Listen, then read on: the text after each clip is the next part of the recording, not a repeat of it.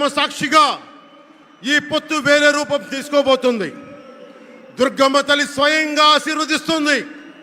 ఇక్కడ ఆంధ్ర రాజధానికి అమరావతి దేదీప్యమానంగా వెలగాలని, దానికి నేను అండగా ఉన్నానని మోదీ గారు మరీ వచ్చారు ఇక్కడికి.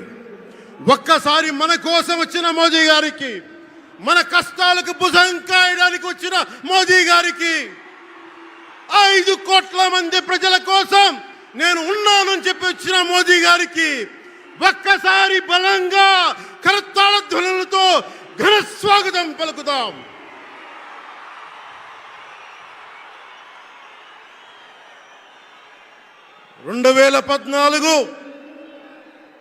తిరుపతి బాలాజీ ఆశీస్సులతో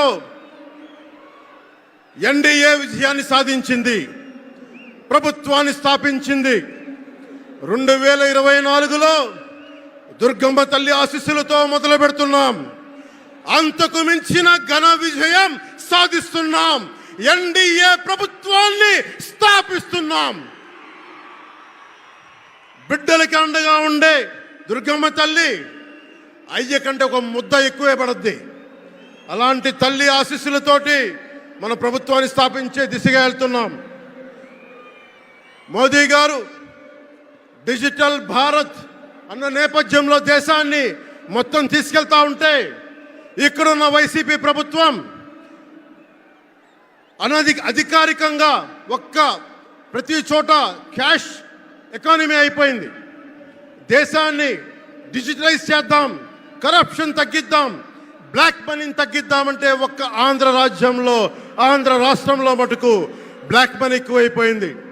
ఉదాహరణకి సారా తీసుకుంటే, ఏరక్ వ్యాపారమే తీసుకుంటే, సంపూర్ణ మద్యపాన నిషేధం అని చెప్పి వచ్చిన వ్యక్తి ఈ రోజున మద్యాన్ని ముఖ్యమంత్రి కాదు, అతను ఒక సారా వ్యాపారి. అతను ఈ రోజున 1,13,580 కోట్ల రూపాయలు 5 సంవత్సరాల్లో అఫీషియల్గా అన్అఫీషియల్గా సేల్స్ అది పెట్టారు.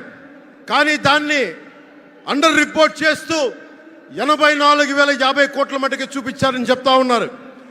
ఈ రోజున కేంద్ర ప్రభుత్వానికి కానీ భారతదేశపు ఎక్స్చెక్కర్కి కానీ 10,000 కోట్ల రూపాయల జిఎస్టీ ఎవేషన్ జరిగింది. అలాగే ఇసుక దోపిడీ, జేపీ వెంచర్స్ పేరు మీద ఆ బినామీలు ఎవరో తెలుసు, ఆ 5 మంది.